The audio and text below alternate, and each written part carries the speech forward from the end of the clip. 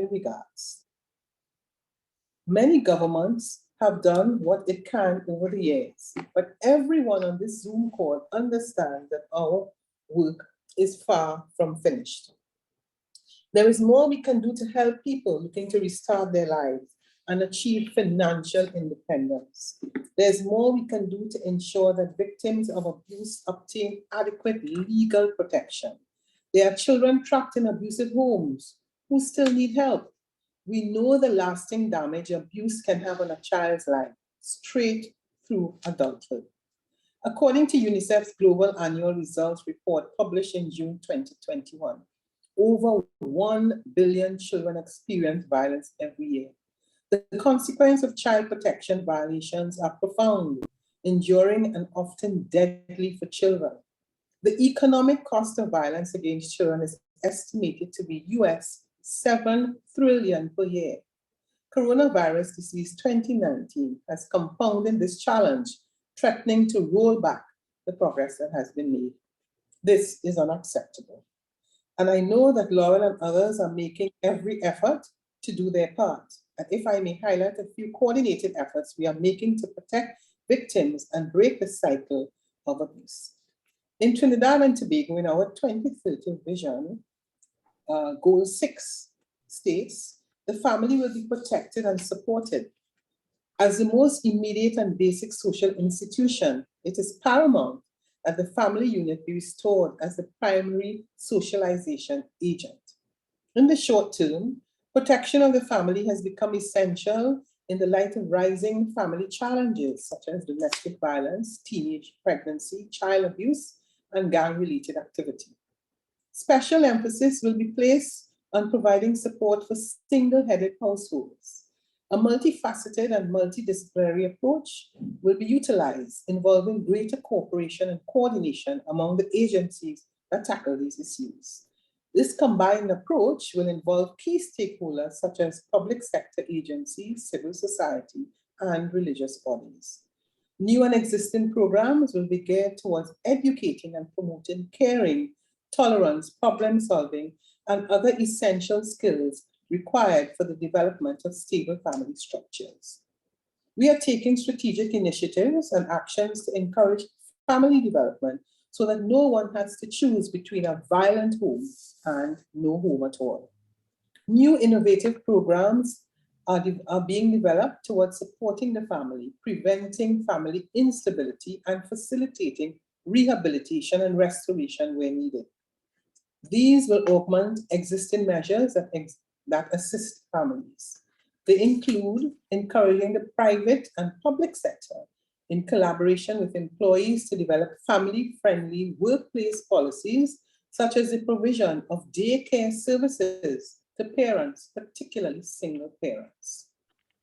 Not long ago, I had the distinction in my own constituency, that is August, to open an early childhood center that is in the Wallerfield area, and that was extremely pleasing to me.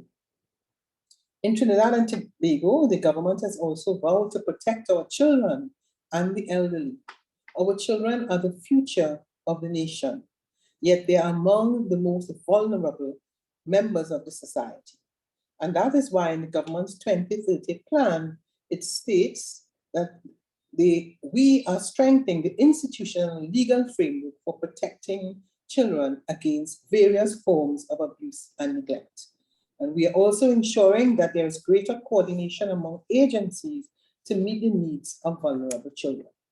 So we are all aware that in Trinidad and Tobago, they have established the Children's Authority, and this authority will continue to be supported and vested with the power and responsibility for the promotion of and respect of children's rights through advocacy and intervention on their behalf. Further, given the country's projected aging population, it is critical that the health and social system be responsive to the needs of the elderly, for instance, establishing standards for institutional care. An updated policy pertaining to the retirement is being developed in Vision 2030. Measures also entail what I consider one of the most important issues, encouraging the media to place greater emphasis on promoting and disseminating positive values and information on the family. Further, civil society, including religious bodies, are also being encouraged to provide greater support to families through psychosocial interventions. As activists in this meeting can attest, when a victim of abuse leaves a violent relationship, it's a highly vulnerable time.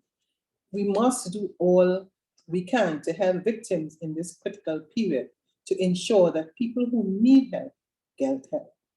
So that's some of what we are doing. But the key message is that no one should live in fear because they feel threatened or unsafe in their homes. No man, no woman, no child. And no victim of recurring abuse should ever feel that they have no way out. We need to ensure every victim of domestic violence knows he or she is not alone, that there is help for them when they need it most. This is what we have to do as a society.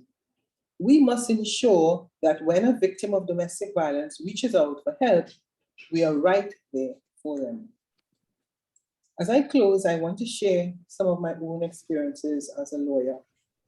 And one of the good things about our legislation in Trinidad, the Domestic Violence Act, and I have not seen it in many other countries, is that you can have psychological, physical, as well as financial violence. And as you do this summit today, it is something I wish to encourage, because when you are in a relationship where the woman is not employed and she has to depend on the partner in order for finances, especially for herself and her children, that can be one of the most dangerous forms of domestic violence. So that is one of the definitions in the Act. The other issue has to do with the psychological violence that needs to be discussed much more, because the focus often tends to be on the physical violence. But in the Act also speaks about psychological violence, those who do not touch you, but use that psychology, the mind games, and that can also be most destructive. And that is sometimes the most challenging of all the domestic violence issues. The final thing I want to share with you again from my practice as an attorney is to help women to keep diaries. Now, because what I found over years is when you have to go to court for an action, you have to be able to know when the incident occurs. And we have to be able to advocate and to help them, because it's not always as difficult as you think to remember the exact date. It tends to occur during birthdays, it tends to occur during holidays, during weekends, during paydays. And as a lawyer, I found that you really require to let women know who are in those situations, have a diary. Design your own method of how you can document things that have happened to you, simply because if that diary is lost or it is subsequently in the hands of the perpetrators, then it can be equally dangerous. But if you are not able to document the events and when it happens, then it becomes a serious challenge when you then have to remit reports to the police station, or when you have to go to court and give evidence. So, and that is why a summit of this nature is so critical and so important, because it allows women to begin to think, to begin to understand, and to begin to recognize that it's not just the talking, but when you want to utilize the legislation to your benefit, then unfortunately, there are times when an onus is placed on you to be able to properly explain when the events have taken place. And that is why this is so important, because then it allows you to begin to feel comfortable that it actually can happen. So as I close, I want to say that governments cannot do this alone. We all have to do our part. So thank you to all of you who do this work every day in your respective countries. And I'm here today to let you know that from my country, Trinidad and Tobago, I will stand by you through it all. So, Laurel, it has been my great pleasure and opportunity to participate, to give a few words. It is a topic that's very close to my heart, because during my private practice, I had the opportunity to represent many women who were victims of domestic violence. And it is not always that they want a court order, it is that they want someone to listen and someone who they know that they can come from time to time and comfortably feel that there is somebody who I can share my experience with confidentially. I want to say that too often, as sisters, we are not confidential when our colleagues share with us their experiences. As a matter of fact, I would say to you that I have found that many of us take the information that is shared and then go and share it with others. The worst crime you can commit when someone comes to you for help is to share with others their personal information and experience. So let me say again, Laurel, thank you very much. As I said to you, today is Thursday. So I do have my, today is another special day, but it's happy to see you again. Hoping to see you at some time in person. So really, thank you, thank you. Thank you very much, Sarah Jane, and thank you for introducing me to Laurel so I can deliver this very special remarks. And I wish all of the participants a successful summit. Thank you. Thank you so much. Thank you for that beautiful explanation as to what is happening in Trinidad. All right. So we had a bit of a glitch this morning with the automated service that was supposed to save us. So I'm really happy that you all were able to make it this morning. And it was wonderful to have the Honorable Penelope Beckles, the Minister of Housing and Urban Development from the Republic of Trinidad and Tobago, to speak to us this morning. So to begin, I wanted to talk a little bit more about framing the issue here for us around what exactly is our working definition of domestic violence. So the first question, what is it? Typically, when we speak of domestic violence, it is considered just the physical assault of a person within a family or a partnered relationship. That is really just the judicial or legislative definition, which we immediately recognize as being archaic and extraordinarily limited in its defining of the coverage of the definition of abuse. However, here at WITSI, we work from an expanded, more encompassing definition. It is the willful intimidation, physical assault, battery, sexual assault, and or any other abusive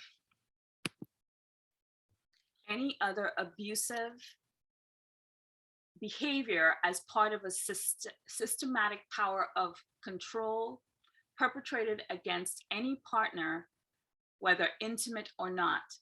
It also includes the fallout to any children who are present within that environment who are also experiencing the abuse or fallout of the abuse. It includes physical violence, sexual violence, psychological violence, and emotional abuse. The frequency and severity of domestic violence can vary dramatically. However, the one constant component of domestic violence is one's partner's consistent efforts to maintain power and control over the other. Domestic violence is an epidemic affecting individuals in every community, regardless of age, economic status, sexual orientation, gender, race, religion, or nationality. It is often accompanied by emotionally abusive and controlling behavior that is only a fraction of the systematic pattern of dominance and control. Domestic violence can result in physical injury, psychological trauma, as Honorable Penelope Beckles mentioned in her address. It can also include severe cases, even death. We're going to be touching on that here at this summit. We have Dr. Kapal, who will be covering our grief and loss discussion on Friday afternoon. Be sure to be there for his presentation. He is excellent at what he does. I digress. Domestic violence also includes the devastating physical, emotional, and psychological consequences that spans generations. And this is what people underestimate. It is not always easy to determine in the early stages of a relationship whether one person or another will become abusive. Domestic violence simply intensifies over time. Abusers may often seem wonderful and perhaps perfect initially, but gradually they become more aggressive and controlling as the relationship continues. What does abuse include? Abuse may begin with behaviors that may easily be dismissed or downplayed, such as name calling, threats, possessiveness, or distrust. Abusers may even apologize profusely for their actions or try to convince the person they are abusing that they do not do these things for any other reason but out of love or care. However, violence and control always intensifies over time with an abuser, despite any of the apologies. What may start out as something that was first believed to be harmless, for example, wanting the victim to spend all their time with them only, or simply because they love them so much, that quickly escalates into extreme control and abuse, even threats to kill or hurt the victim or others that they know if they speak to family, friends, etc. Some example of this abusive behavior is dictating how the victim dresses, wears their hair, etc. Stalking the victim or monitoring their every move via devices through the internet, GPS tracking, or apps that are now readily available for other people's phones. Preventing the victim from making their own decisions. Telling the victim that they are a bad parent, or threatening to hurt, kill, or take away their children. Threatening to kill or hurt the victim's friends, loved ones, and even their pets. Telling the victim that they can never do anything right. Showing jealousy of the victim's family and friends and time spent away. Accusing the victim of cheating. Keeping or discouraging the victim from seeing friends and family members. Embarrassing or shaming the victim with put downs. Controlling every penny spent within their own household. Taking their money or refusing to give them money for their necessary expenses. Looking at or acting in ways that scare the person that they're abusing. Controlling who the victim sees, where they go, and what they do. Intimidating them with guns, knives, or even weapons. Pressuring the victim to have sex when they don't want to, or do things sexually that they're not comfortable with. Forcing sex on others. Refusing to use protection when having sex, or sabotaging their birth control. Pressuring or forcing the victim to use drugs or alcohol. Preventing the victim from working or even attending school. Then harassing the victim at either one, home or school. Keeping the victim up at night so that they perform badly at work and at school. Even destroying their property. I feel like we need to exhale. That is the all encompassing definition, which includes what we call coercive control. It is not always physical. And we now need to talk a little bit about what happens when the relationship ends. Domestic violence does not always end when the victim escapes the abuser. Even when the victim tries to terminate the relationship or seek help, often this only intensifies the abuser's fear over loss of control. And they seek to terminate the relationship, but when they do, they are continually stalked, harassed, threatened, and then more control takes place.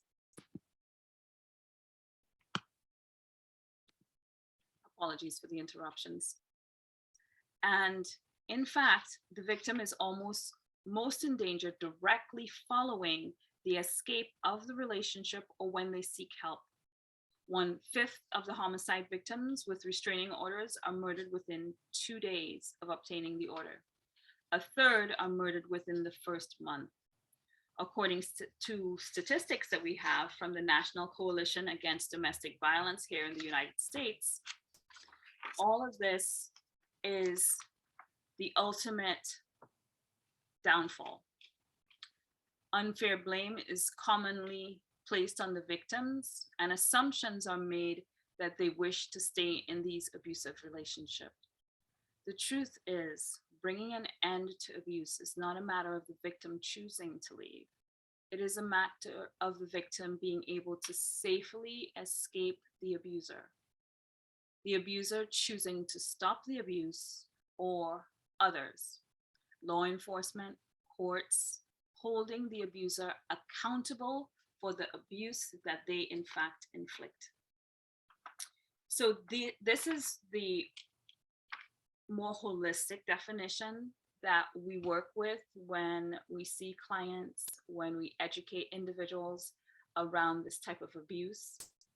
And so at this point, I would love to know if anyone has any questions before we take a short break and then come back.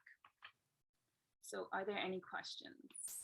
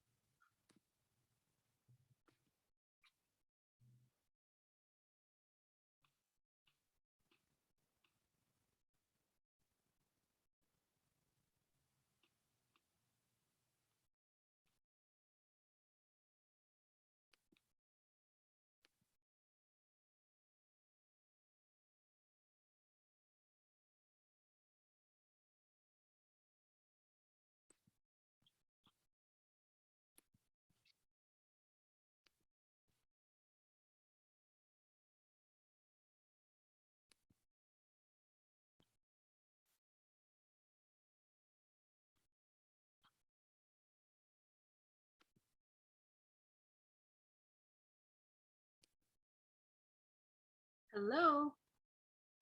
Can you all hear me? Yes, okay, awesome. All right.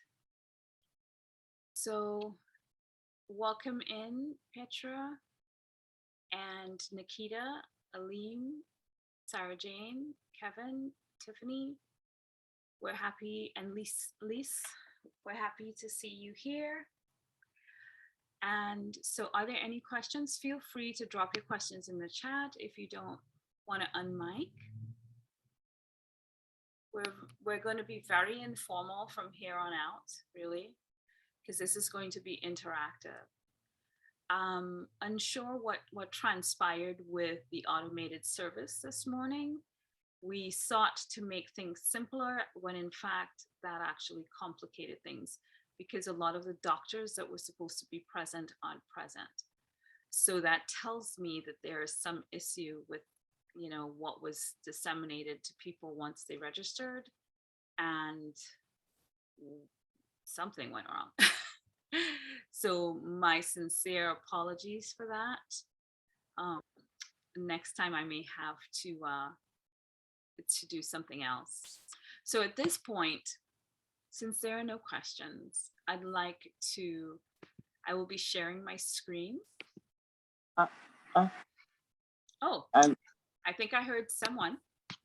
Sarah Jane, is that you? yes, it's me, actually. I wanted to suggest that maybe you just send this link out like you sent it to me, to all the people who might be still trying to get in. Because I know I tried for at least 20 minutes until I decided to text you. So, Okay. so just a suggestion. Oh, absolutely. So let me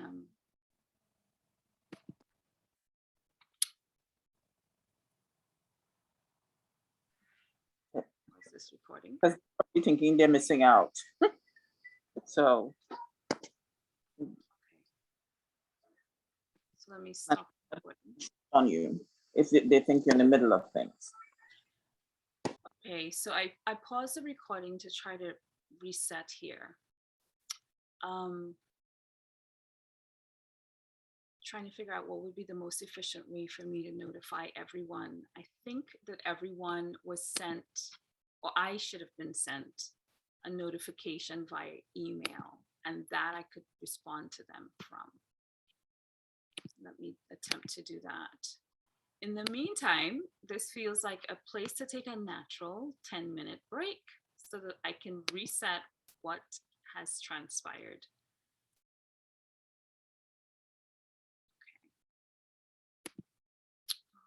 Okay. And can I ask that when we come back, you can play one of Nikita's offerings so that we. Absolutely, we're going to play both, actually. Fantastic. Yes, we're going to play both. Hello, everyone. I'm Sarah Jane. Hi. The person waving, who are you? Hiya, can you hear me? I can. Oh yeah, hiya. I'm Liz Hoy. I'm from the UK. So but yeah, I'm a life coach and certified speaker and an author now. So yeah. And I just I had experience of coercive control and relationship for 18 years. So it's kind of really steered me in this direction to kind of want to spread awareness of coercive control, but also help and support people in similar experiences. And I came across the wonderful lady who's organising this and thought it'd be really helpful and useful to kind of hop on and hear what all these awesome people have to say about it. So it's just a case of learning as much as I can. Oh, fantastic. Nice to meet you. Yeah, nice to meet you too. Sarah Jane, I'm from Trinidad and Tobago, but I've lived in Africa, the Caribbean, the UK. My development strategy, but it's always intertwined with women's rights and child rights and sexual and exploitation. The United Nations for a number of years, and one of my areas was sexual exploitation and abuse. So I've training and certification in that area as well. So this conference is just a gem in a sea of things out there for me, because it speaks specifically to a lot of issues that people avoid talking about. So I'm really excited to go through the next 3 days and be here. Yeah, absolutely. Orla has done an amazing job in terms of the establishment of WITSI in the last year, and I'm just 100% supportive of everything she's doing. So, yeah.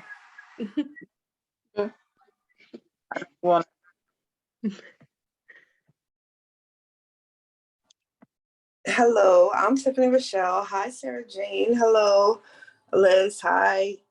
Let me see, Kevin and Nikita and Pietra. Yes. Nice to meet you all. You'll get my camera face in a minute. It's I'm in a different time zone, but my plan was to get on and continue getting dressed while I was listening. But I spent, like you, about 25 minutes trying to get on. So this is the things that happen. So it's okay. We'll work through it and we'll continue supporting Laurel. I'm actually oh my goodness. I don't do too much with titles, but I'm definitely a certified coach. I am specialized in leadership development.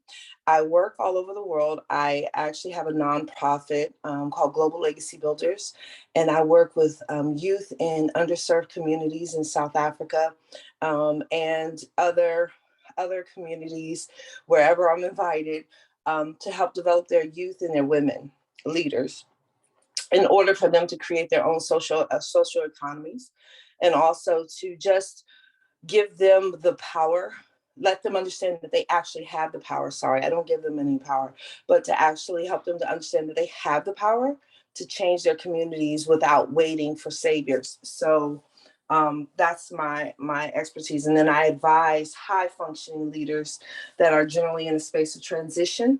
They've done all the classes, they know all the things, but now they're either ready to go to a next level or they think they want to quit. So I'm the person they speak to help them get through that. I'm also the best-selling author of Dear Leader, a personal guide for leaders through peace, pandemic, and protest, which I'm very excited about because it is a self-discovery and self-activation book for leaders.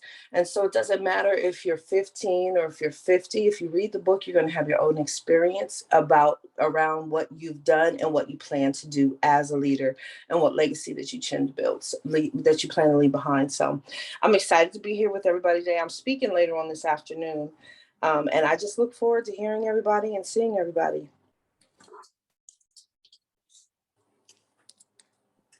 Thank you so much, Tiffany. All right. And hello, welcome. And please tell me how to pronounce your name, Ms. Craig. Hi, it's Pietra. So my name is Pietra Craig, and I'm actually for lack of better words, a stalker of Tiffany Rochelle. Every time she's online or is doing something, I try to follow because this is a way for me to find other beautiful queens, intelligent and crazy impactful queens such as yourself. So I'm super happy, excited to be here today and partake. So thank you so much for having me. Well, thank you for being here. Absolutely. My apologies if you had difficulty getting in this morning. No worries, no worries. I'm just glad I'm here. Okay, thank you. Thank you for being here. All right. So we are all queued up in the background there. And I will share the screen a little bit.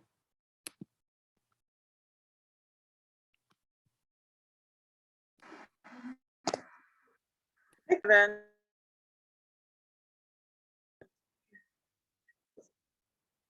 Hey, Kevin, are you going to talk to us a little bit and say hi? And Nikita. Oh, she's queued up.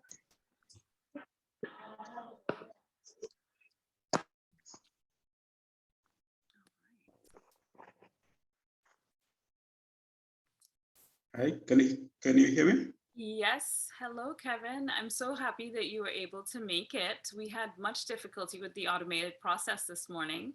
My apologies. I'm happy that you were able to make it. Sure. And actually, I have someone who told me that she was trying to get in, but she has been waiting to be allowed in, and she is very much interested, but I don't know who is allowing her to go, who has to allow her to come in. Oh. But she was definitely trying to get in as well, because actually she's a social worker and she works with the Kalinago people in Dominica. So she has quite a bit of interest in that presentation. Okay. But for the information of others, I'm not really a social worker. I am from the Kalinago community, the indigenous community of Dominica. And Laurel told me of this program, which I find of great use, great interest as well, because we have a number of our people in the community who have these kind of the issues and concerns that hinge along the topic being discussed. And I believe we can never know too much. So I'm very happy to be here and to benefit from this very powerful presentation that is taking place. Okay, thank you so much. I just went ahead and I disabled the waiting room because it's really difficult for me when I'm manipulating other things in order to let people in. So she should be able to come directly in now. If you'd like to send them a message to try again. I'll try. Yeah, they should be able to come in directly. Okay, and I'll just give it another minute or two perhaps till they get here so that we can listen to the presentation that was pre-recorded for our enjoyment, a little bit of a celebration today.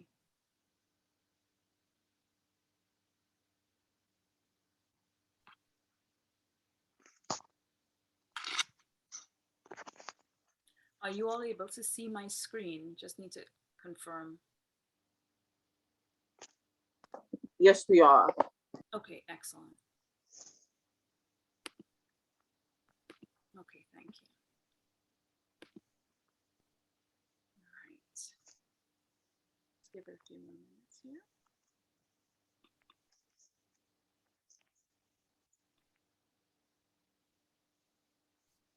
Okay. We'll go ahead and start re-recording everywhere.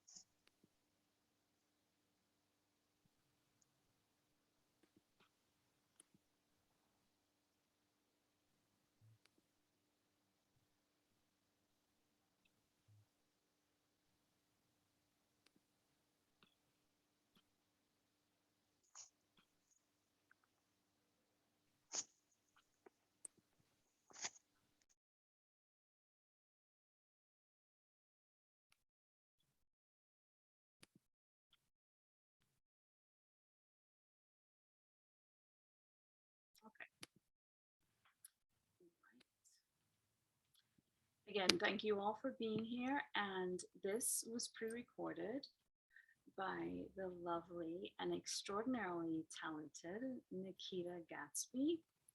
And she is here with us. However, she is off camera at the moment because she is at work. So just to let you know a little bit about her, one of the quotes that she has on her bio is, "Where words fail, music speaks," by Hans Christian Andersen.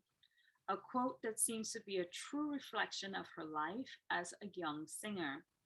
Nikita Gatsby grew up singing at church from a young age, mostly due to the encouragement that she received from her mother, who was eager to show her God-given talent. She comes from a family with a musical background. Even her name was inspired by a song, which seems very appropriate.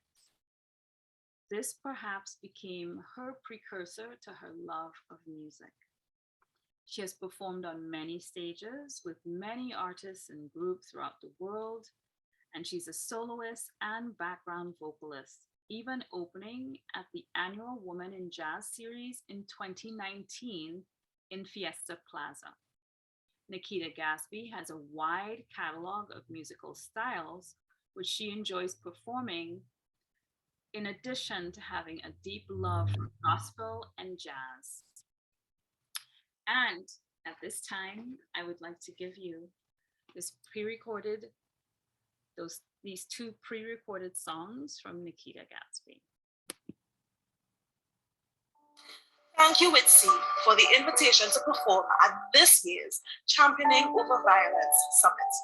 It brings me great honor to stand here today with you, knowing that as women, when we stand together, there is nothing we cannot achieve, we cannot conquer. I would like to say to all of you, the survivors, you are our VIP guests. To the dignitaries present, survivors' allies, families, supporters, advocates, doctors, clinicians, and mental health professionals.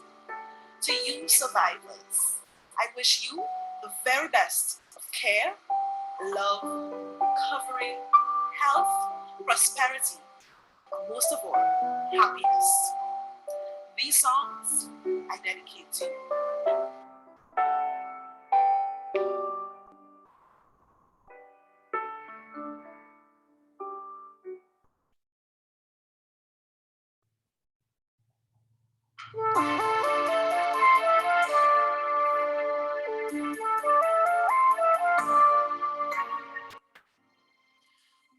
Morning light, silken dreams take flight as the darkness gives way to the dawn. You've survived, now your moment has arrived, and your dream has finally been born. Black butterfly, sail across the waters, tell your sons and daughters what the struggle brings. Black butterfly, set the skies on fire, rise up even higher, so the ageless winds of time can catch your wings.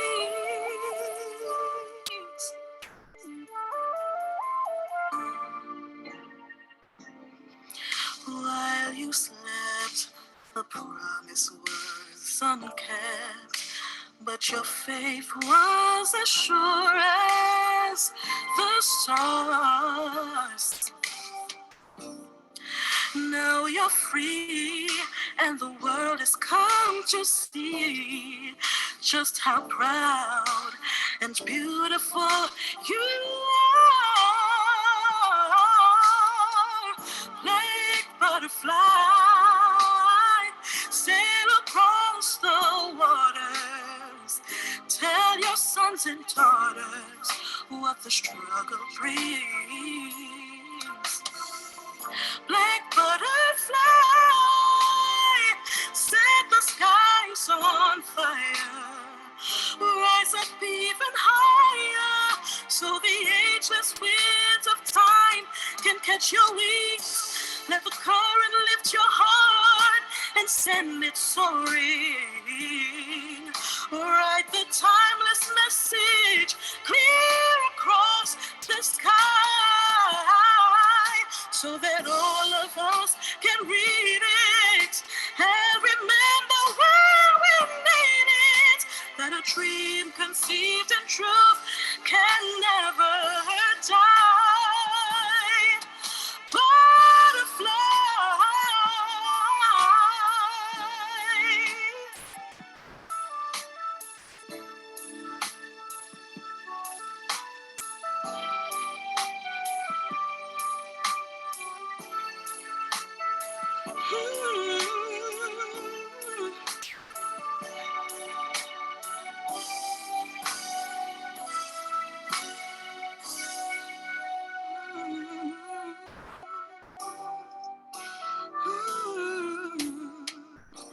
Cause now that you're free, the world has come to see just how proud and beautiful you are. Black butterfly, sail across the waters, tell your sons and daughters what the struggle brings. Black butterfly, set the skies on fire, rise up even higher, so the ageless winds of time can catch your wings. Ooh.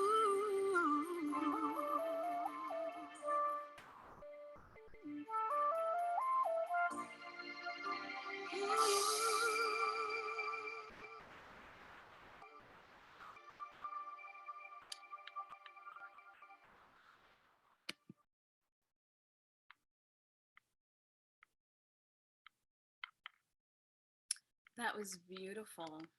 I would like to extend to Nikita a heartfelt, deep bow of gratitude. And there are some comments in the chat for you, Nikita. I don't know if you're able to access that. I know you're at work, but we appreciate you being here and we appreciate all that you are doing for us here at WITSI. So let me cue up our second song.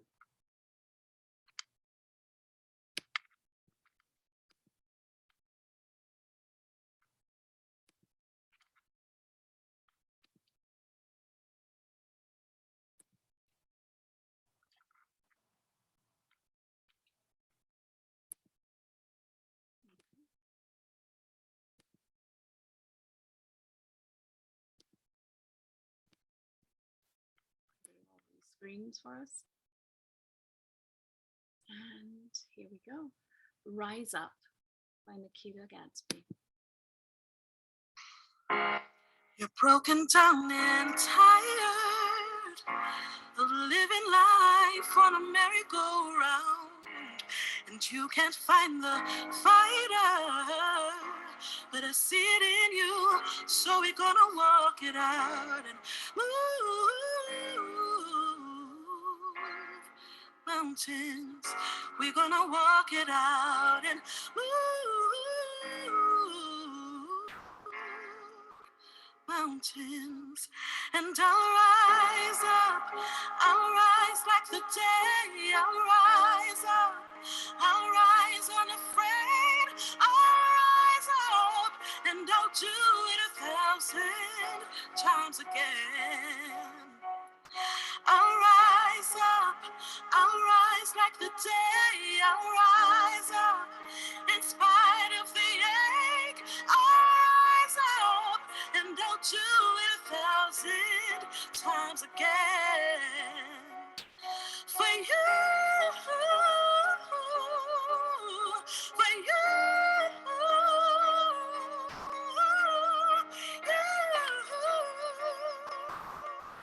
for you.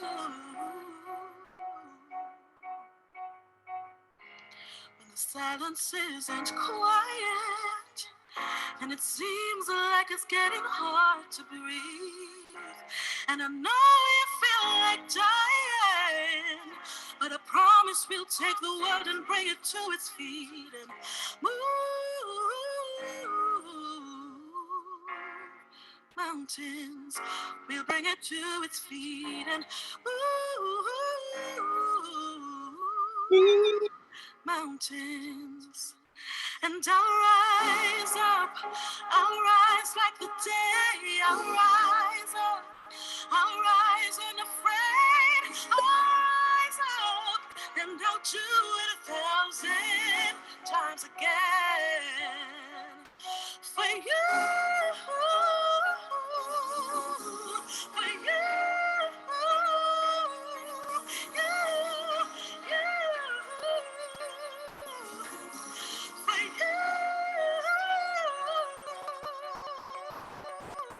And all we need is hope. And for that we have each other. Yes, for that we have each other. And we will rise, we will rise, we will rise. Oh, oh, oh.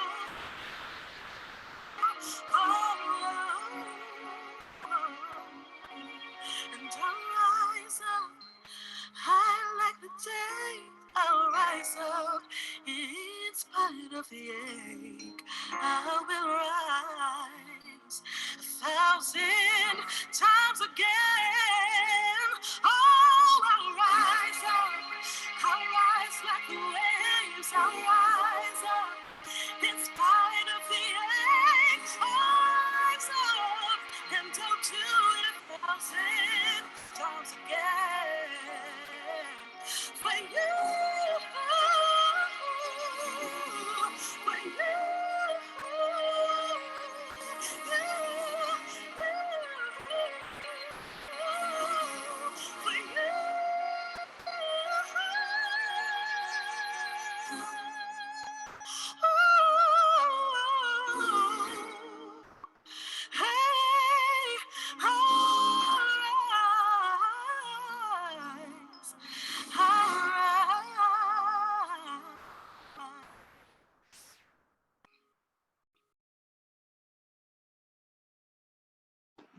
That was awesome. Thank you. Beautiful, beautiful. Yes, it was. All right. So we are back. That was amazing. And Nikita is here. I am happy that you are here. It is great to see you, Tiffany Rochelle. Okay, hi. All right.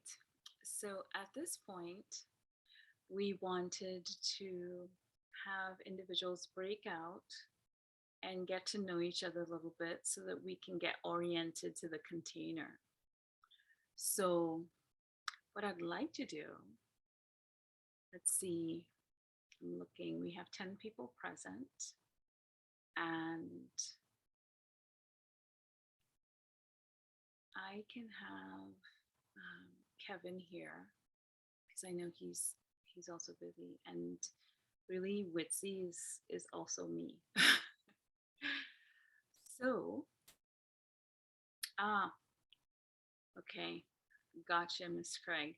So maybe we can just do this as a group in getting to know one another, because we have just a few people here. And I'm going to pause the recording here as well. Communities. We often feel that's not my business. That's not my lane. I don't want to, that's like, let somebody else handle it and let somebody else deal with it. But what if you're the person who's been called to that space to regulate it? What if you are, in fact, the person who has the power and the right and the authority to transform a situation just by speaking up? Sometimes it does require we get our hands dirty and we get a little blood on us. And most of us, we're not warriors anymore. We lost that warrior part, but as Indigenous people, it's in our DNA to protect ourselves, to protect our lands, to protect our brothers and sisters. It can't just be us looking on and being silent because we don't want to get into the mess. I want to use an example of our communities, because again, all us here, we serve communities. One of the other ways that we can inflict harm on the communities we serve is by giving them what we want to give them instead of what they need. So one of my first questions to ask you is, are you giving the communities that you serve what you think they need, or are you actually listening and helping them to acquire what they really need? I've seen it, especially working in the continent, where there are programs. I have my own nonprofit, but I go into places where there are programs, and the programs are designed to help the community, but the program won't work if somebody from outside of the community is not there. Do you think that that's helpful or harmful? Is that sustainable? When we go into places and we say, this is the help I have for you, take it and be grateful, that is violent. When we come into a place and say, well, this is what I have to give you and you should be happy, that is violent. It's not sustainable and it's not actually helpful in the long run. When I go into communities, my goal from the time I reach the community is to leave. My footprint will be left there, but it won't be requiring me to be there or somebody from outside of the community to be there. What does that look like? What does that mean? That means I help to develop leaders. I help to develop the integrity, the understanding of ethics, the promotion of connection and community, actually working together, and I listen to them. I listen to what their issues are in their community, and then I ask a ton of questions, because questions will help them to come up with answers for what the issues are. And this applies not just to young communities, it applies to your students in your schools. It applies to your members in your boardroom. When people are asked questions and actually listened to in order to come up with solution and resolution, the outcomes are better in the long run. They're sustainable. And guess what? They are non-violent because they're not being pushed upon them. And it's easy for us, even as fellow minority members, fellow indigenous people, to actually inflict more harm upon our own people than the colonizers. Because we think that we know what's best for our people. And I want to challenge you in that, because the one thing that I've learned in all the work that I do is I don't know what anybody needs. I don't know what anybody needs. You know why? Because people are individuals and everybody's needs are different. I do know people need food, right? I do know people need safety. I do know that people want to, they want to be healthy. Those are three things that I do know people need. However, how that looks, I don't know, because what may work well for me in Houston, in the USA, may not work well for you, Sarah Jane, in Trinidad and Tobago. It may not work well for you, Kevin, because we're humans. What I need to eat may not be what you need to eat. And we have to start to break these things down in our own minds and shift our mindsets. Don't become so involved and so entrenched in shifting somebody else's mindsets that we forget to be students, that we forget to learn, that we forget to go, well, let me check in and see what I'm doing. Am I assuming that I know what this is? And we all have an expertise. And not to say that you haven't done the study and done the work that's needed for you to be recognized as doctor or master or whatever it is that you are. It still doesn't change the fact that you're you and I'm me. And the best way we can get along and not be violent toward each other is to listen and then to allow the space for us to teach each other how that looks and works for each other. Are you tracking with me? Does that make sense, everybody? Just send me a little hand clap or a little bubble up if that's it. Yeah, that makes total sense. It actually reminds me of a rather frustrating conversation that I just had yesterday. You mind if I drop into that for a minute? Go ahead. Because it lays bare on this conversation. I asked in a room full of indigenous people, different tribes in North America were present, and including Canada were present in the room. And I asked them, why is it that I'm struggling so much to get indigenous people together to talk? And you all are all my friends here, and yet none of you were willing to come and be on the panel to talk about issues from an indigenous, decolonizing, trauma-informed perspective. And they were like, because we have our own problems. And we're still here dealing with all of the statutes and laws and legislation from essentially the government, the colonizers. And because they're still entrenched in that mindset of their oppressors and what their oppressors have been doing to them, they don't see the opportunity to now get together, strategize, so we can move forward as indigenous people to support one another. Because we're not going to support one another if we don't know one another.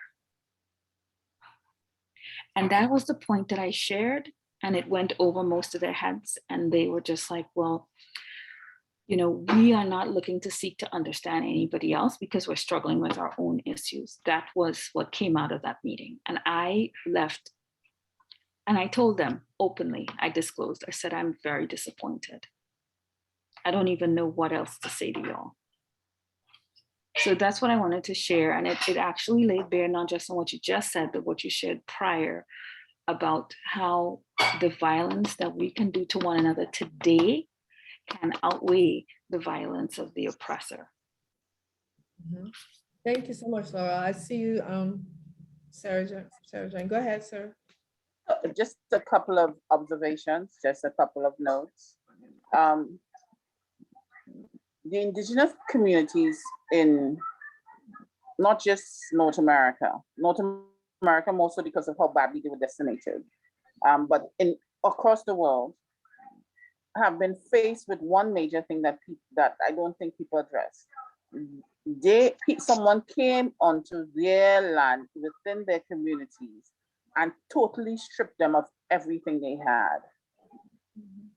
And they have yet to recover from that mentally and emotionally. And because of that, them saying that they're trying, I understand where Lauren is coming from, because she's coming from the point of view of her own world experience, where she knows coming together makes a difference, makes a huge difference. But individually and collectively, they don't see it. They see that their own small little corner, they have not been able to even grasp and handle their own trauma in a particular way, much less mixed with other tribes, and then put tribes in inverted commas, tribes that have had similar experience, but yet different. And have different cultural nuances, have different ways of living to their own. So they can't see beyond their own gate at the moment, because the reality is they're not even sure where their gate is, because of the excessive trauma that they've had to face. I don't think and it's only in the last 10, 20 years that indigenous groups have become more boisterous and vociferous about their rights. Mm-hmm. They were almost invisible before. People talked about Black power and African Americans and all this sort of stuff, but in terms of real action and movements in terms of the indigenous communities, it's still not at where it's supposed to be. So I understand how important the work that L'Oreal is doing is, the work that you're doing is for indigenous, and the work that the gentleman on the phone is doing for indigenous communities around the world. But I stand as a looking in, because from where I sit, I see that if you've had, and it's a similar situation in Africa as well, where you've had someone come in and impose on you their rules, their laws, their way of being, and tell you that everything you've done for centuries that your ancestors did was wrong. But not just wrong, they will kill you, they will maim you, they will rape and pillage your children and your wives and your lands if you don't conform to what it is they say is right. So I understand that coming together is where they will find their strength, but I also understand the mental capacity to understand clearly why it's important for them to come together beyond where it is they're trying to fix their own issues. Mm-hmm. It's an issue for them. So I don't know if any of you have any ideas on how it is L'Oreal can assist them in bridging that gap and bridging that divide.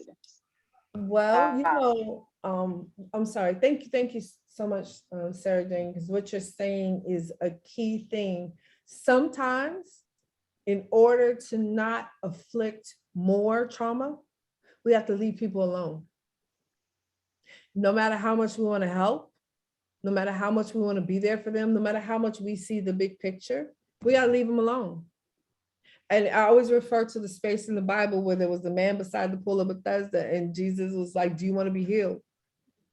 That's the question. Do you want to be healed? Sometimes people, like you said, are so locked into their trauma, you can't just go in there and say, but let me show you this. This is the answer. Like, this is the answer. If you do this, it doesn't work that way. I've even had to experience that in communities. One, learning from the first community I was invited to in South Africa. I made the rule that I will never go to a community I'm not invited to. I have to be invited. If I'm not invited, and I'm not invited by a person who lives in that community, who's staying in that community, who works with that community, I'm not going. That's the first thing. I'm not going. I don't care if somebody says, you know, if you told me, Tiffany, you can come down here and there's a place over here that you could work in. Nope. Do you live in that community? Do you work with those people? No, I'm not doing it. First of all. And then second of all, after you've worked with somebody for a while, you can gauge their level of acceptance, their level of movement around what they've been taught. And sometimes it becomes more frustrating to you as a person who can see an answer versus we're not understanding how much damage or trauma has been done to the person that we're seeking to help. And so we may become frustrated and inflict a different type of trauma because they're trying to come up to where we are, not realizing how much has really been laid on them and how much they're really carrying and how much more is in their culture, is in their race, is in their religion. I mean, working in South Africa for me, I think has been one of the greatest teachers because there's such an intertwined knot, an intricate breakdown of races and culture and tribalism and you know, religion and dialect and language, right? All I can do is come and be a teacher. That's it. I share, but I've also learned, okay, they really don't want to go past this point. I've done all I can do here and I'm gonna walk away. I don't push beyond where a group of people is willing to be pushed, if that makes sense. Sometimes you got to drop some information and then let them marinate on them for a little while. And then maybe check back and be like, oh, okay, are we ready to go to the next level? And I know that sometimes sounds counterproductive and sometimes it sounds like not what you want to do, but some people have to take baby steps. And some of our cultures have been so damaged by us within our culture over and above what the colonizer has done, that it's going to take a while to unravel. And what we hope is that the seeds are planted and sometimes we may get to come back and water those seeds, but sometimes it's going to take somebody else to come along and build on what you dropped off. Is that making sense for everybody? Sure. It sure does. Definitely, but a question for Laurel. Laurel, you said there were different groups in the room. Does that mean that was the first time they've ever been in a room with each other? No, all of us knew each other previously. We had a Tinglet individual there. We had Cree, Dene. I'm trying to remember where he's from. I think he's a mixture of 2 or 3 tribes, but he is the one who was most vehemently opposed. And what was interesting is he would be the one that would be benefited the most by integration, because according to the blood quantum laws, he is so diluted that he is not even considered officially. He cannot enroll in any tribe because he doesn't have enough blood quantum from any of his ancestors, according to those laws, the colonist laws. But yet he was fighting, you know, people coming together. So that is just an interesting contextual understanding of people don't even realize that the thing that they're looking at may be the solution to their own problems, but blocking it for other people that could be benefited in the future when eventually their children and their children's children are diluted enough where they're no longer legally considered to be a part of any tribe because of the blood quantum laws. But they don't see what's coming. It's one of those things, it's touchy and it's upsetting because you really want to help and you really want to do the best. But you'll also have to manage your own emotions to make sure you're not manipulating theirs. Because that's also a form of oppression when we manipulate other people's emotions because we want them to have the same outlook or outview or believe that the idea that we have about what's best for them and their outcome, we want them to have the same feeling about it. And sometimes people just don't. And then we throw our hands up and stomp off because they didn't take to our ideas, when in fact, then we have to ask ourselves the question, did we really want to help? Or do we really want them to do what we wanted them to do? Yeah, I would want to, Go I want ahead. to ask a question there, yeah. Listening to what is being said, how do you all consider the impact of stereotyping and expectations of the dominant society on the smaller or the indigenous population in any society? Because what I have come to realize is that in Dominica, for example, with the Kalinago people being the minority in the population, the dominant Afro population in Dominican population have a certain expectation of the Kalinago people that they can only do menial tasks, drink alcohol, and live a substandard way of life. And people do not expect much of them. So if they drink and fight and create a whole set of problems in the community, people easily brand them as saying, that is what you expect of them. That is how they are. And as a result, some people end up growing with that kind of mentality that nothing better is expected. So if these kind of things they are done, it's okay. But we know that that can't be right. Okay. So how do we look at the effects or the implications of stereotyping these people, as well as the expectations of the dominant population on them, because this can end up perpetuating a culture which is not doing much good for these people? That's a loaded question, but I'll do my best to answer it in a concise way. Stereotyping all around the world is damaging in any areas, because no matter how much we don't think about it or we do, we all have biases. So I do bias training, right? I work with somebody who works in the school systems, as a matter of fact, down there in Florida, and she teaches teachers about their biases.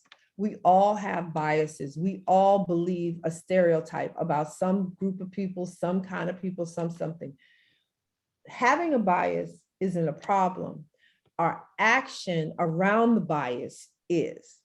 And so the way to combat the bias and the stereotype is by educating and confronting the bias. Unfortunately, most classes, most things don't do that. However, if you have the opportunity as an educator to bring in people who will do bias training, where even as young people, we start to understand and actually acknowledge the stereotypes, the biases, the prejudices that we hold, that's where you start to break that up, right? That's one thing. Two is mindset conversations where a person starts to develop an identity and you challenge the identity, and then you open and expand spaces where they can actually adopt or take a different identity than the one that they've been given. Right? Most people take what they've been given. They don't challenge it because that's just the way we work, right? So I'll give you a perfect example. And I'm going to start wrapping up because I know Timo is coming on and get done. So I was doing, I was working with youth in one of the most violent schools in Los Angeles, right? And the students were, it was like drugs and shootings and all kind of things. One of the students that I had was like, he was considered the worst, one of the worst kids in the school. But I could see him, I could see his heart. I watched him deal with people and I started to challenge him. Every time I saw him, I gave us a talk about branding, right? And I asked him, well, what brand are you? I was like, Coca-Cola doesn't allow somebody to come to their building and tell them that what they're selling is water. So why would you allow somebody to tell you who you are? So every time I see him, I just ask him, what's your brand? What's your brand? What is it that you want people to know about you? Who are you? And as I kept asking, that's the only question I asked him. Every time I asked him, his answer got better and better and better. It doesn't take a hard rewiring. Sometimes it's the simplest things. challenge what a person thinks, challenging what somebody says. If somebody says, well, Kalinagos are do this, then you ask them, well, why do you say that? But that's a confronting question. And that's a lot of times where that will go back to perpetrating violence with silence, right? Where you say, oh, I'm not gonna cause a problem. No, confront the question, but why do you say that? Where did that come from? Well, who taught you that? Did you have that experience yourself, or did your mom tell you that? Sometimes that's the best we can do in the situations we are, but even that starts to shift people. Ask questions, right? So the last thing I want to do, I want to round out and go up. I'm sorry, did that answer your question? Yeah, sure. Good. Thanks for the response there. Okay. So I just have a couple questions that as leaders that I want you to ask yourself, because we've talked about ways that we can perpetrate violence and ways that we need to consider ourselves. So as leaders, we need to make sure that we're healing our wounds and taking care of ourselves before we start to damage other people. So if you have a pencil and pen, I'm gonna ask you guys a couple questions. We won't really have time to go into the answers out loud, but I need you to consider them for yourself because it will make a difference. So one is, what part of you as a leader needs attention? Where are you wounded? Because whatever wounds you have will produce, can and will produce wounds in others. So where are you wounded? Question number 2, how will you create space to rest and recover from leading? One of the problems that we have as leaders is we don't take time out. And so we keep running and running and running without refueling, and exhaustion, frustration can also lead to open portals for us to cause damage and imbue violence on others. So how will you create space to rest and recover from your leadership?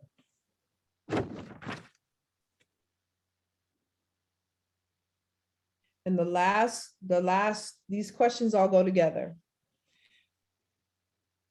How do you serve best?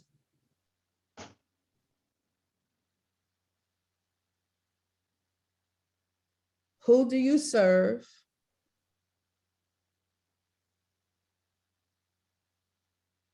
And how do you serve them?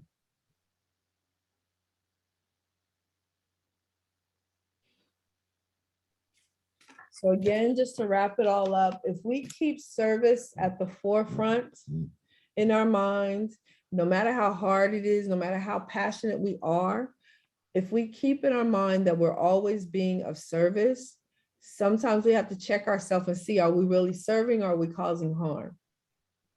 Are we serving or are we pushing our agenda?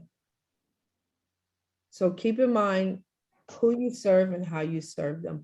And that is it for me for now. Thank you so much, Laurel. And thank you, Kevin. Thank you, Sarah Jane and Petra and everyone who's joined this conversation and being here and interacting. I thank you so much. Thank you. That was awesome. Thank you so much, Tiffany. You are always one to deliver something phenomenal and new. Right? New thoughts about how we could perpetuate violence within our communities unknowingly. And I did want to alert you that I dropped all of the questions that Tiffany asked in the chat. So if you need to copy and paste it from there, you also have fantastic coming in from Miss Craig as well. She's enjoying the program. All right, so awesome, and cheers. Cheers to you. Thank you so much for being here, Tiffany.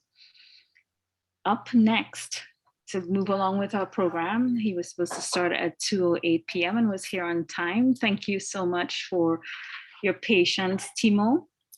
Up next, one of my favorite people. Meet Timo Jatu. He is a mental health counselor with over 30 years of vast cumulative experience in the mental health field. He is a Timo, as we affectionately call him at WITSI, has been spearheading initiatives with veterans and men online in facilitating mental health check-ins and peer support groups on behalf of WITSI. His vast experiences in the field of mental health has involved trauma healing modalities, leadership, coaching, and mentoring. He refers to himself as a mental health acrobat and empath. He is currently a manager at a mental health rehab housing unit in Finland. He received his certification as a clinical counselor and manager. Especially this side. What happened was He's considered a trauma expert, TLNP clinician, according to Dr. Beardsley's methods. He is also a spiritual advisor, a former chaplain. He's a ranked military police staff sergeant in the Finnish military, though he is inactive at this time. He has decades of experience in social and mental care, has worked in prisons, custody care on evaluation units, children's orphan homes, crisis centers, and many other clinical facilities for mental health management. Timo received his bachelor's and is currently pursuing his master's in cognitive therapy and will be scheduled to graduate in 2022. And his superpower is helping people. It really is. All right. So with that, apologies for the background noise. I am at the library. I really appreciate you being here, Timo, all the way from Finland. I give you Timo.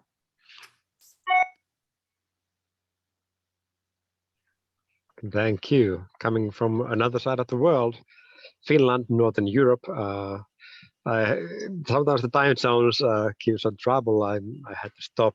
I was on my way home, but still an hour to go. But it's okay. It's actually a good space to speak in the car because it's not any other sounds or acoustics is good.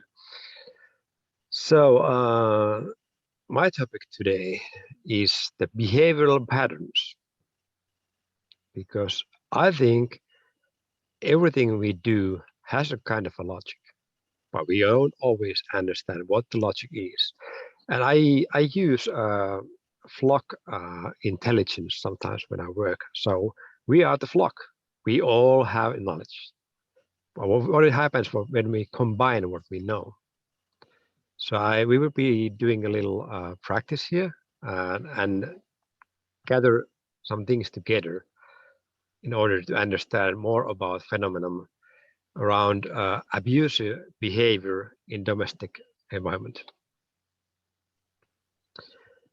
Now, in transactional analysis, there's one of the master theories is that like there's something they call script. Things tend to happen with this script. They tend to start in the same way. They tend to happen after that in the same way. And there's like a pattern in there, and they usually end in the same way. And that's the vicious circle of abusive behavior. And we can start with this practice just to start straight away. And if you would have a pen and paper, that would help a lot, because I'm going to give you 4 topics.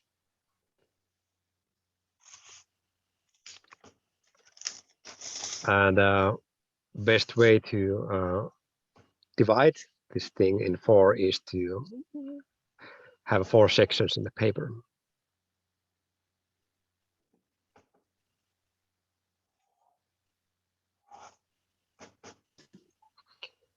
Can you repeat that instruction? My apologies, I didn't hear you clearly. Yeah, so pen and paper, and divide the paper in 4 sections.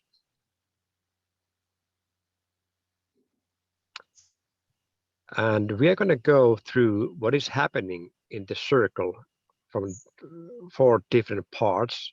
We're going to do it one time, and then we're going to do it another time on the other side of the paper, but we can start with the first one. So the first section is trigger. It's a question about what is actually triggering this circle to start once again. And we'll be thinking about more later what is the thing that is on your mind. It can be different. It can be one person to a significant one, or other parent to a child, or different kinds of situations where there's a repeated pattern of violence or abusive behavior. So the first thing is trigger. Some kind of situation is where it starts, and usually the triggers can be same kind in the same people. Then the second part is aggression, and the aggression isn't always like violent or shouting. It can also be a manipulative behavior. So the second part is question of the aggression. The idea of aggression is for a person to control the other person against the other person's will. So what is the aggression is the second one. And the third one is counteraction. The one who is suffering from this behavior. What is the counteraction? What does the person try to do? Protect or freeze? What's happening? What's the counteraction for this aggression?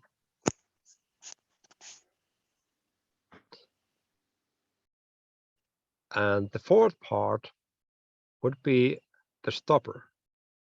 Where does it end? What is the situation where this thing has ended? Where it usually ends in the same way. It's a behavioral pattern that ends in the same way quite often.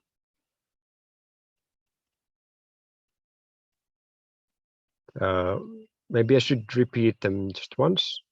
So the first one is the trigger. What's triggering this event to happen? Second one is aggression. The way to try to control the other person against the person's will. Third one is counteraction. And the fourth one is where it's ending. How does the situation end? And I think we could go to split rooms of 2 and have a conversation about one situation that comes to our mind from this, and write down what we like. We can understand or remember or think or imagine about this kind of circle.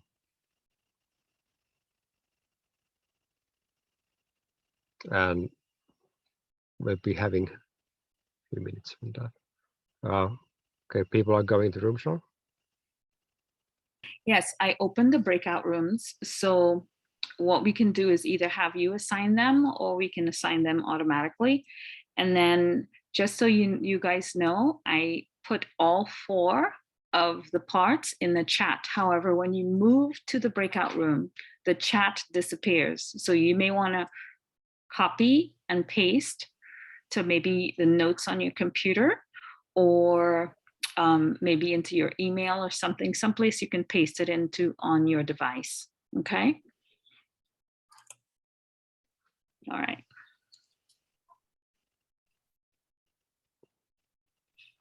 Okay, so we'll be having about 10 minutes of conversation on these break rooms, and then we can get back to the safe space. All right, so I'll be the timekeeper. And since there are 5 people, would you like to join someone in one of the rooms and I can stay out here and keep time? Or would you like to stay out and me join someone? What would you prefer? So we can't have a 2 and 3 in the room. It has to be the same one. Oh, yeah. Absolutely. We can do 2 and 3.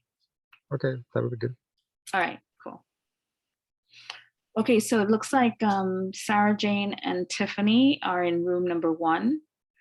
It looks like Petra, Craig and Timo You're in room number 2, and I'll figure out which room I'm going to join. Okay. So you Right. can just move to room number 2, Timo.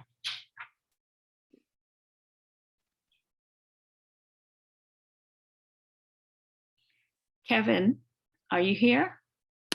Not sure if you're here. If you're here, you can go to either room number 1 or room number 2.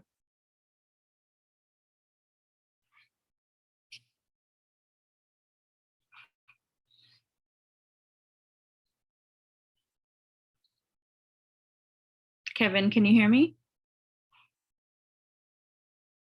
Yeah, can you hear me? Yes.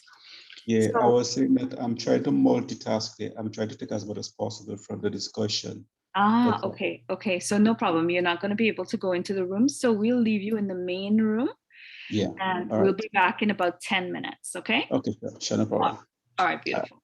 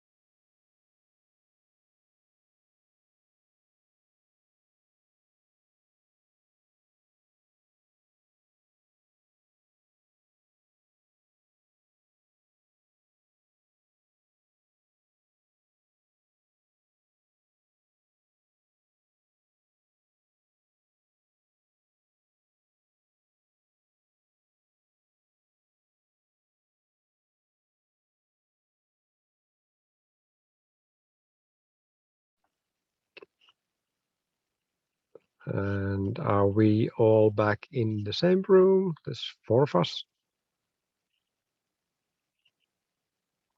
Where's the one of the rooms coming still?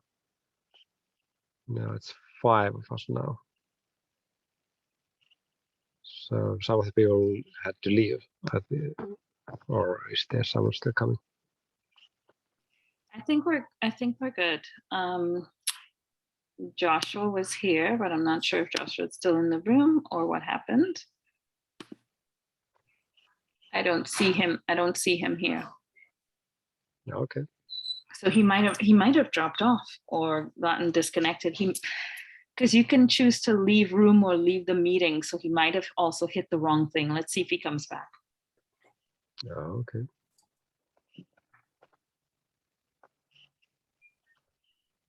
Yep, there he is. He's back. That's what happened.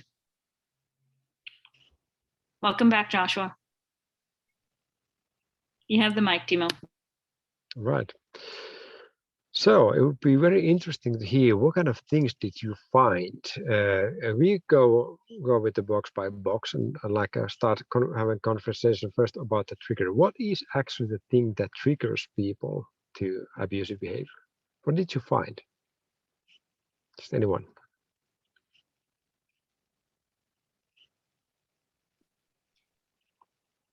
I personally found that usually it's something where one person is infringing upon the natural rights of another person in one way or another, whether or not that's physical or emotional or in some other way.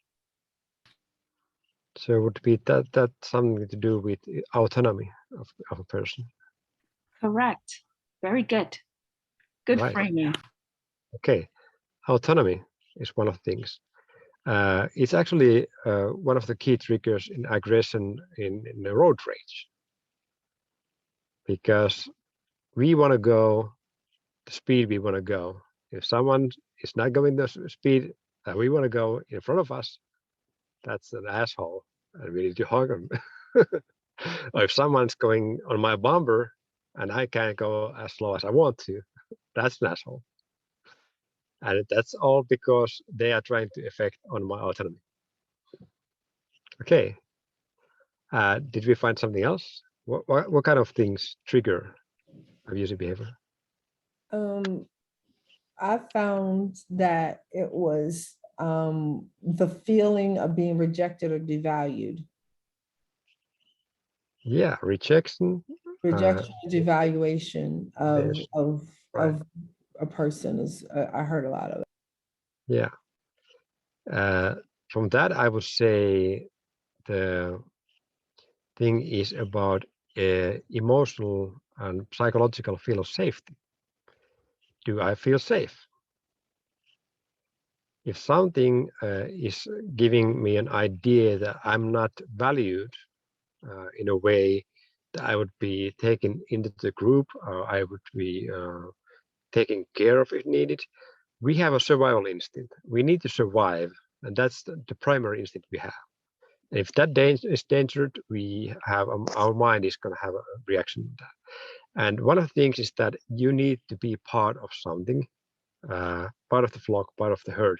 If you are not, you're eaten by a lion. So if something hints you out that you are not accepted, then that make be a situation where you're an outsider and you're in danger. So inner feel of safety, autonomy. Do we find something else?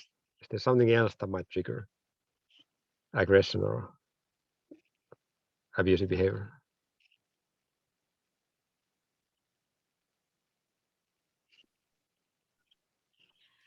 They're shy, I guess. I'm not. So one thing that I said was disrespect. Disrespect. Yeah, right. That would go to the category of not feeling safe. If I'm not respected, I'm not, maybe they don't want me to be part of the group. I could be outsider, I could be in danger. Right.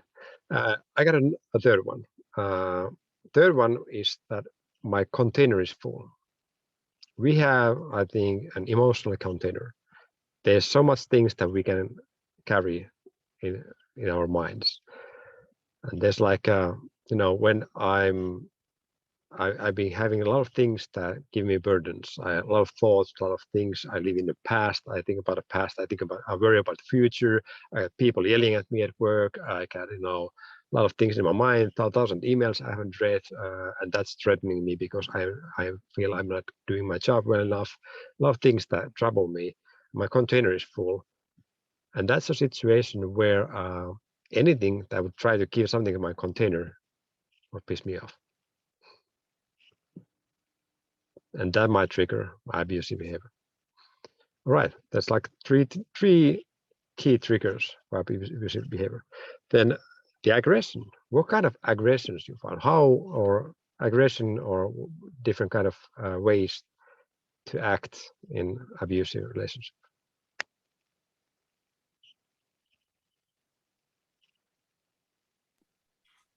I usually start with the verbal warning. Actually, before that, I use my eyes, my posture, and nonverbal communication. And then I move to verbal. Right. Yes.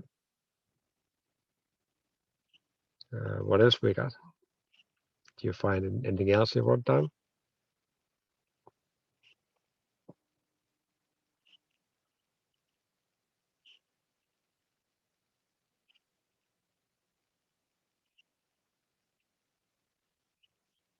People are being shy.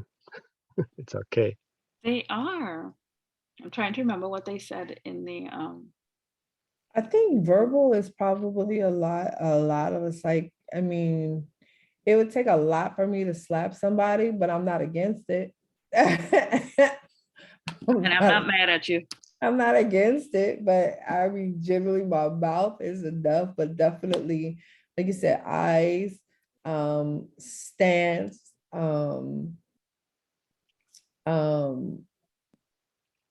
verbal body language. I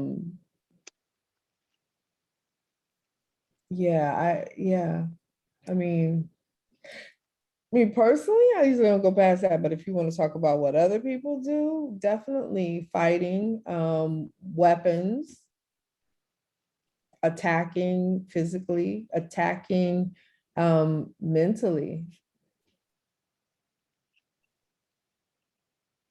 Yeah. Attacking emotionally, withdrawing their emotion, and well, of course, going on it. Sometimes the attack is actually a retreat. The attack is withdrawing emotions or withdrawing support or withdrawing, presence. Mm-hmm. Yeah. And yeah. I would say condescension as well as sarcasm, using sarcasm as a weapon. Right. And I would categorize that as use of shame, because shame is something people react very strongly. If you try to shame another person, you make them vulnerable and feeling bad for themselves. And and one of the things that what happens is taking control over by action. The aggression's idea is to suppress anything that is on my way. It comes from autonomy. If the autonomy triggers it, I have to keep my autonomy and destroy the thing that is on my way. If it's about, what was the second one we just came up? Well, if it's my container is full, then one of the reasons for aggression is to, unload for another person, to blame the other person. And that is one of the most dangerous forms of abusive behavior, because if you used another person as your garbage bag, then you will keep on throwing and punching until you are satisfied.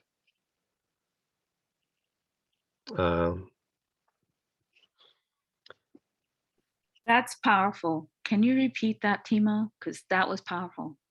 Yeah. So if it's the garbage bag you need the other person to be, if it's your container full and you wanna throw your trash on another person, then that's the most dangerous one, because that's where you aim into aggression to another person, as long as you need to feel better about yourself.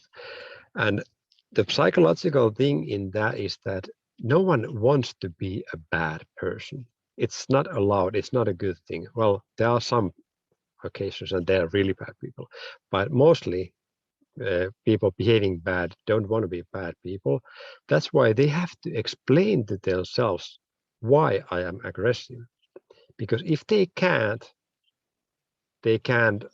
allow themselves to be aggressive. They can't stand themselves. That would be a conflict inside your mind. But if you can explain, and the explanation is that, okay, you did a bad job. That's why I'm aggressive. That's why I have the right to yell. That's why I have the right to punch and kick, because you are such a lousy person. So we need to explain us and give us ourselves a reason in order to be able to act out on the aggression. And that's why it kind of makes sense for the aggressor, but the person taking it in is also hearing the person explaining that you are the reason. And if the person believes that, then you have a circle, because it's going to happen again. It's the sign that, okay, I believe it, the other person believes it, then it's okay to keep going like this. The next time my container is full. Right, so we are going on already on the third block. It's the counteraction. What is the counteraction of the other person when there's aggression of some kind? What did you find? What did you write down? Well, I put down withdrawal, self-doubt, and a disconnect. So that's the actions that would happen. Right. Flagellation, basically beating up on yourself and saying, like, it's your fault. What did you do? What?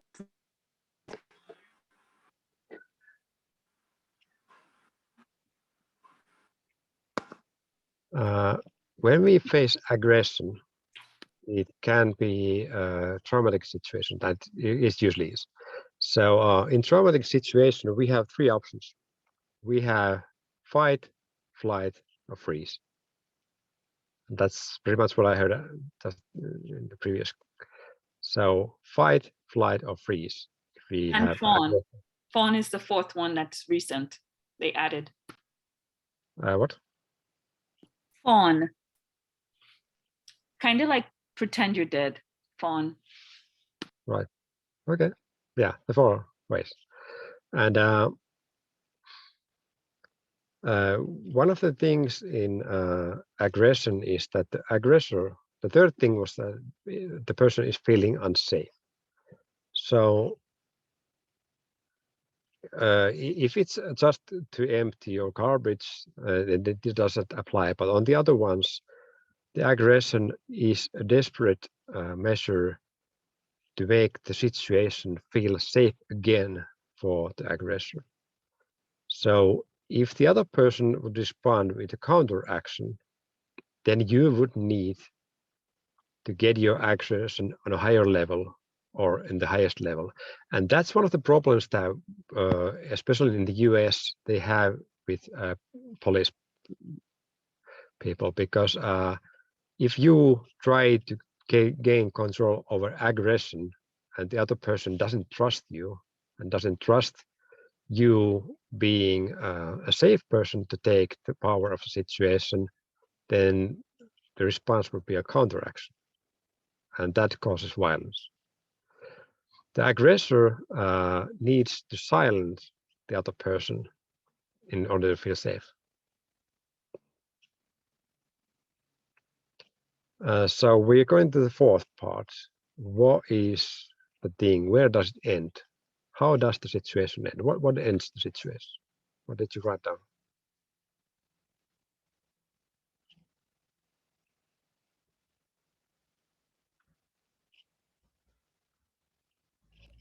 Many times I realize that I may be the more perhaps emotionally mature person in the interaction. This is happening more and more now. And so when I see the person trying to, for example, one of the things that you used was shame, right? Just yesterday, somebody tried to, in that same group where we talked about the Indigenous individuals, they tried to shame me about not knowing about their history that they don't even know a whole lot about as Indigenous individuals here in the US, from the US. You know, not even knowing about their other tribes. So my response wasn't what they anticipated. And somebody else in the room said, I really admire your patience with him around this, because I wouldn't have responded to him like that. So for me, what I'm learning is sometimes you have to use more emotional intelligence when responding. Mm-hmm. Yeah, that's good. Yeah, and yeah, we can go to those ways how we could react differently in order to stop the circle. But when this abusive behavior gets in a violent mode, usually it stops when the victim is silenced or gets frozen and beaten up, when there is nothing more to do. When aggression is for gaining control because you feel unsafe, you are threatened, you have to destroy the thing that threatened you. So something that other person said and I'm getting aggressive about it, I have to prove the person wrong, shame the person, kick the person, do anything in order for me to feel that the threat is gone. And it's there's actually a pattern that is more with men, is that men quite often, when the victim is brutalized and stops and is like helpless, they tend to stop it earlier. But women being aggressive, it's more often about container being full and then keep on aggressing until they have went it out. It can be in both genders, but it's more common with women to just vent it out.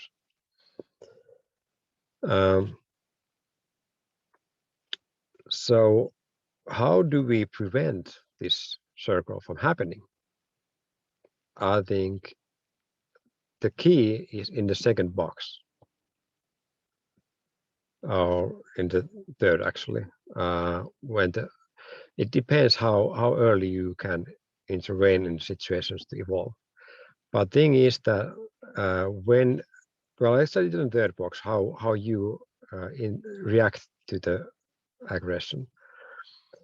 And if it's about having autonomy, then the response would be that, okay, be free, I'm not trying to stop you, I give you the room and space you need. And that would stop the event from happening. If it's about not feeling safe, then it's like, hey, did I say something that hurt you? You're okay with me. I'm a safe person to be. Respond in a way that you show empathy.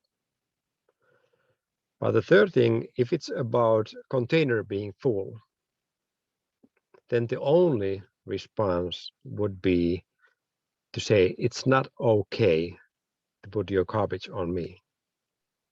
And that is where the women being abused are in trouble because they don't always have the measures to say that. They don't always have the power. Yeah, sorry, Jane. Yeah, there are people who, even if it is you choose to remove yourself, you choose to not respond, you choose not to engage, they still keep coming. And they keep coming. And they follow you where, if you walk away, they follow you. If it is you choose to move to another state, they follow you, which has been known to happen with domestic violence cases. How do you then deal with that? Because it doesn't appear as if anything you do or say makes a difference to the person. They still continue with their aggressive behavior towards you. Yeah, that quite often comes from need to vent out your aggression and put the blame on the other person, and they will not stop. So though that is the worst case of abusive behavior, is when the other person needs to vent out the emotions on another person in an aggressive way. And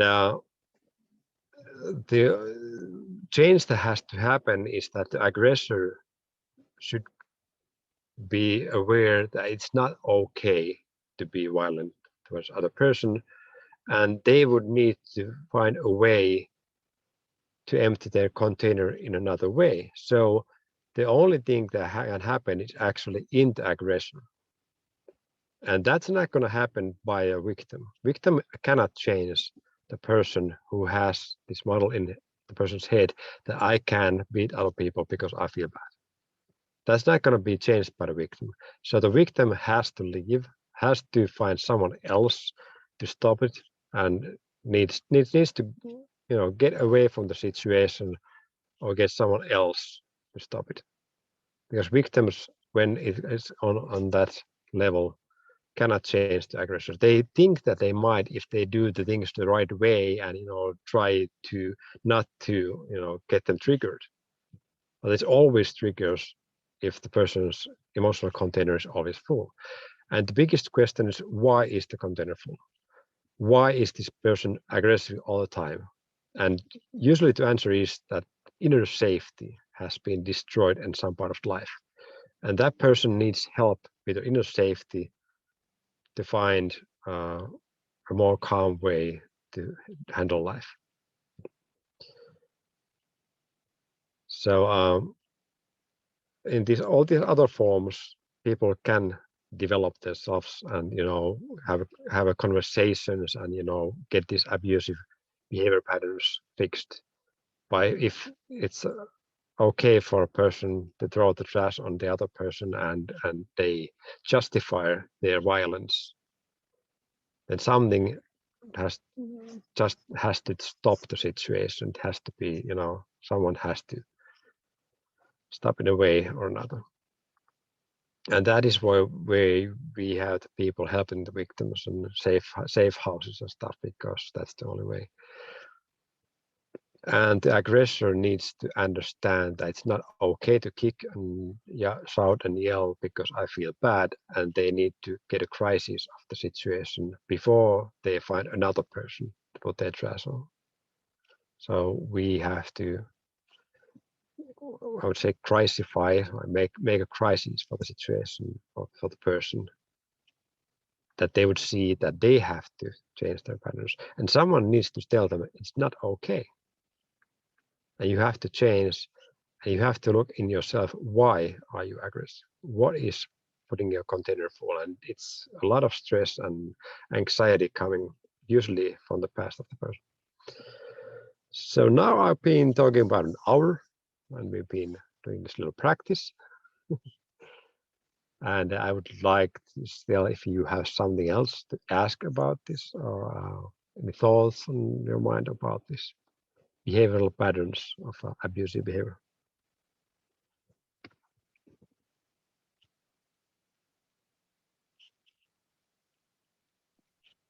I, for one, really always love when you talk about this transactional analysis, because every time you go over it, I learn more. I learn more about how we need to go about in self-assessment.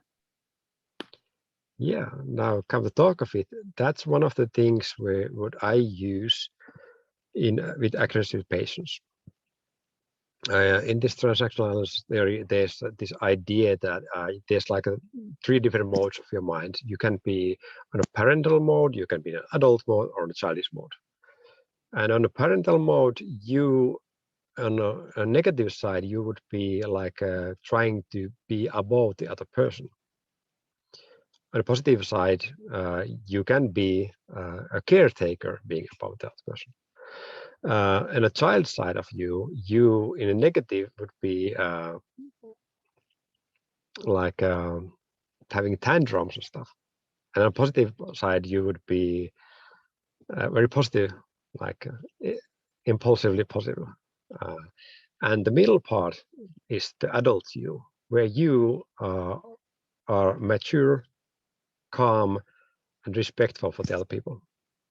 And this is something that in a different format we teach our police force and guards to use the adult form when we approach people and situations.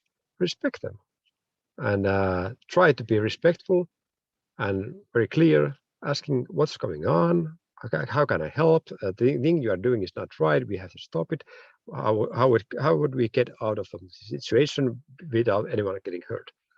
And in my country, there has been police officers dying for aggression during last 10 years. I think maybe 6 or 7 police officers, a population of 5 million. So maybe we are doing something right. We don't go with aggression on a situation, but we go in adult mode. Our officers go in a situation to solve it, and people trust them, and they actually give them the power to solve the situation, because then they know that they have a good way of getting out without being shamed of the situation, and they don't need to be afraid what the cops will do, because they can trust us, and the cops wouldn't do anything bad for people who don't, keep on doing aggression against them. So people are actually willingly giving the power to the officer to sort out the situation. Yeah, anything else coming to your minds or feedback? I'm just feeling a lot of admiration for the program that they're using in Finland, and I'm wondering, why is it that it's not being replicated throughout the world? Because clearly it is successful. Yeah, well, Finnish Peace Corps is actually having a good response on training people in the UN tasks around the world, and our police force members who are in the UN Corps are training local policies in third world and different places of a war and aftermath of the war. So it is going around the world, but we are a small nation. We can't be everywhere.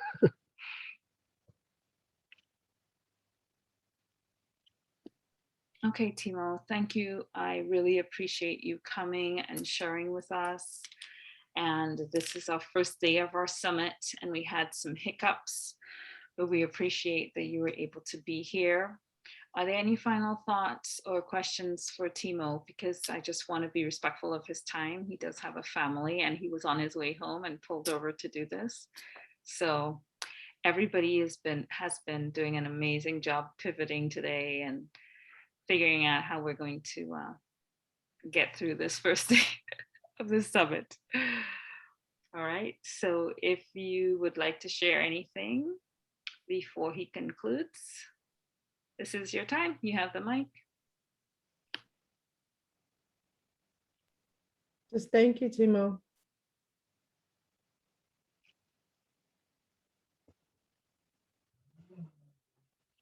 Yeah, thank you all for being here. We make the room. I'm making things for you. I'm glad we met. Yeah. very much. All right. I'll be driving the night, being the night rider. Du-du-du-du-du-du. I remember that show a long time ago. All right. I think we grew up around the same time then. Yeah. So, all right. Since we are at a natural conclusion, I just wanted to say thank you to everyone who stayed with us today. Sarah Jane, Tiffany, Joshua, Miss Craig, Petra, and of course, Timo for coming. We also want to do a few housekeeping things for tomorrow. So I'm going to pause the recording here.